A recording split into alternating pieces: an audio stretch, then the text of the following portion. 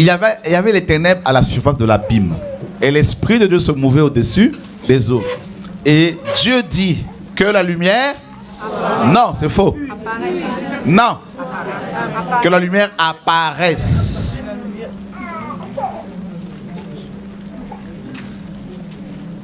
Comment voulez-vous que la lumière soit? Parce qu'elle a toujours été là. Que la lumière apparaisse. Le verbe aussi en hébreu signifie elle veut dire aussi apparaître. Parce qu'il n'y a pas d'auxiliaire être. D'accord? Que la lumière apparaisse.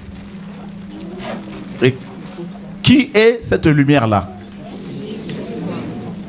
Jésus, nous sommes d'accord, mais c'est aussi Yahweh, donc lui-même en fait. Parce que Ésaïe présente Yahweh comme étant la lumière. D'accord? Donc ça veut dire quoi littéralement?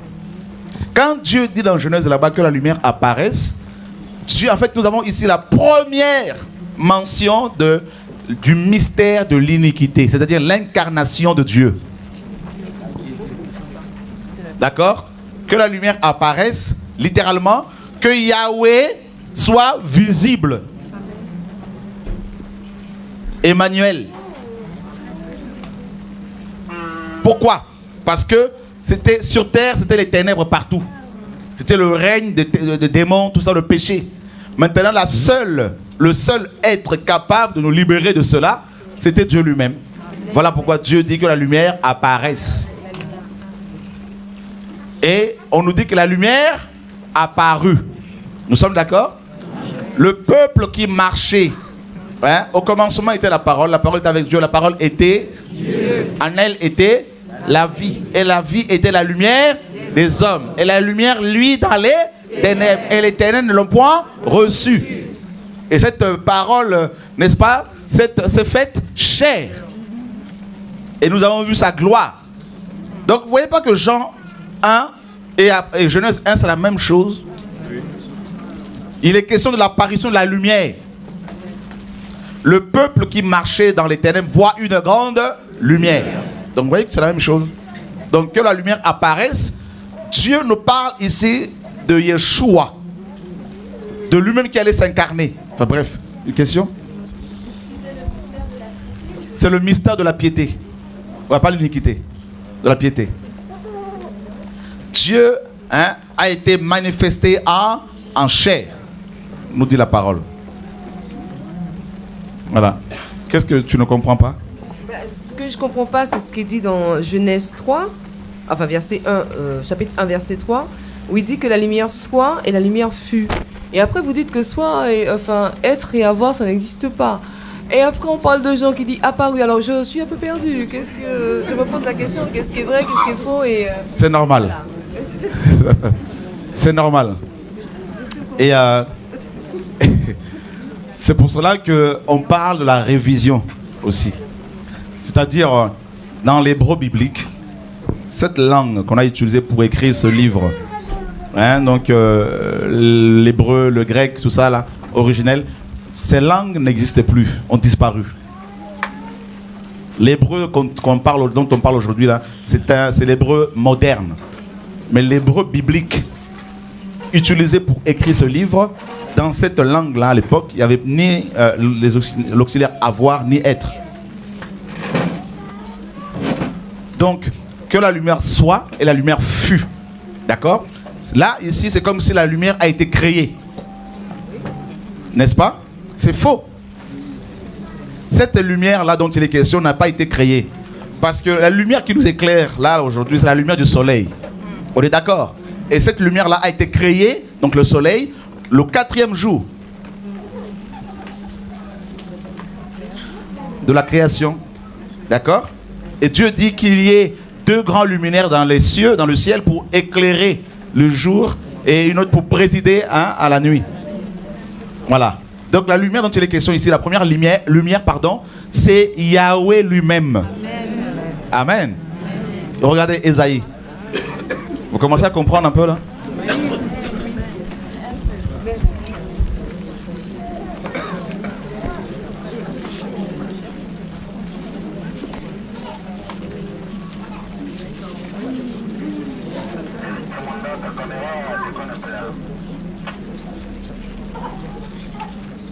Ésaïe 60, verset 19. Ma soeur, tu pourras le lire si c'est possible? 79. On va te donner le micro, tu veux bien? Ésaïe chapitre 60, verset 19 et 20.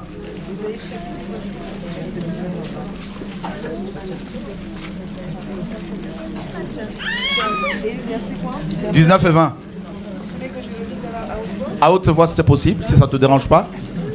Avec le micro, merci.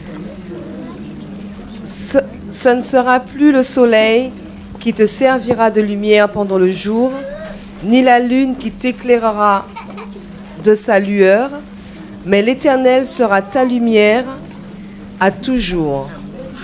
Ton Dieu sera ta gloire.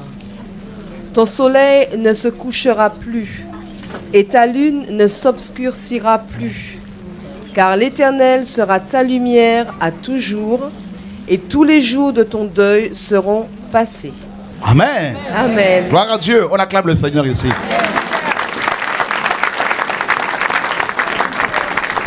Qui aime l'évangile? Qui aime l'enseignement biblique? Ça, c'est magnifique.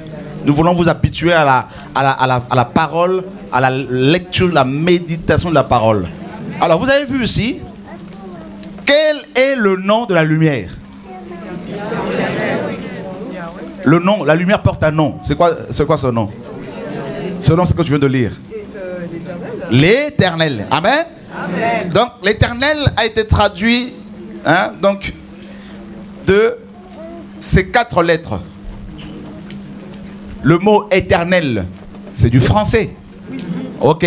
Ce mot-là vient de ces 4 lettres. Donc, ce qu'on appelle la lettre, vous avez la lettre E, la lettre Wav, la lettre E, la lettre Yod. D'accord? Vous voulez qu'on continue l'enseignement là ou c'est... Ok. Écoutez bien. C'est les 4 lettres qui constituent le nom de Dieu le plus cité de Genèse à Malachie. Ce qu'on appelle le Tanakh. D'accord? Et il y a ce nom-là est cité plus de 6600 fois. Plus de 6500 fois. C'est le nom de Dieu le plus cité. Que la Bible de Tob, Bible catholique, a traduit par Seigneur. C'est faux. Voyez? Ce qu'on appelle le tétragramme. Les 4 lettres. Tétra, donc le 4 tétragramme, donc les 4 lettres. Et vous avez ici la lettre E qui veut dire louange. Vous avez la lettre Wav qui veut dire clou. La lettre E, encore louange. Et la lettre Yod, c'est la main. La main ou la puissance, le pouvoir. D'accord? Donc, le nom de Dieu le plus cité dans toute la Bible, de Genèse à Malachie, c'est ces 4 lettres-là, qui signifie louange, pour nous dire que la louange revient à lui. Donc il faut le louer lui. Deuxièmement, le clou. Donc que ce Dieu-là allait être un jour cloué, crucifié. Ensuite, la louange, de nouveau. Donc pour insister sur le fait que lui seul doit être adoré. Et la main, donc elle a été clouée au niveau des mains aussi. La main, c'est le pouvoir. Tout pouvoir m'a été donné, le Seigneur a dit. La puissance, la domination, le règne, le sceptre, le bâton de commandement. Shiloh. D'accord? Vous suivez là maintenant là? Et on nous dit justement, lui-même le tétragramme, Dieu Tout-Puissant, dit qu'il est notre lumière. Que ce n'est pas le soleil qui a été créé au 4e jour, dans Genèse 1, qui va nous éclairer dans le royaume de Dieu. Et même présentement pour nous qui sommes dans le royaume de manière spirituelle. Ce n'est pas le soleil qui doit nous éclairer, ni la lune. Mais c'est Dieu lui-même qui va nous éclairer. Et il se présente ici dans Ésaïe 60 comme étant la lumière. Qui est d'accord avec ce que Dieu dit ici? Ok. Qui est la lumière? L'Éternel. L'Éternel que nous avons traduit nous par Yahweh. En gardant les 4 lettres dans notre Bible qu'on a. Yahweh. Yahweh, c'est pas Yahvé. Yahweh. C'est la lettre Wav. D'accord? La lettre V n'existait pas dans l'alphabet hébreu, dans l'hébreu biblique. Wav. Le clou. D'accord? Maintenant, écoutez bien. Qui est d'accord que Dieu se présente comme la lumière? Le Créateur, Yahweh. Traduit par l'Éternel, par Olivetan, le cousin de Calvin, au 16e siècle, au 16e siècle, pardon. Écoutez bien. Yahweh se présente comme la lumière. Et regardez ce qu'il lui-même Dieu. Yahweh dit dans Ésaïe 61, ma soeur. Ésaïe chapitre 60, verset 1er. 60. Ésaïe chapitre 60. Le même chapitre, hein. Nous avons lu tout à l'heure Ésaïe 60, versets 19 et 20. Maintenant, nous remontons. Hein? Nous allons au verset 1er de 60. Voilà. Lève-toi, sois éclairé, car ta lumière arrive. Oh! Lève-toi et sois éclairé, car ta lumière arrive. Ah! Qui arrive? Donc, c'est une lumière qui marche.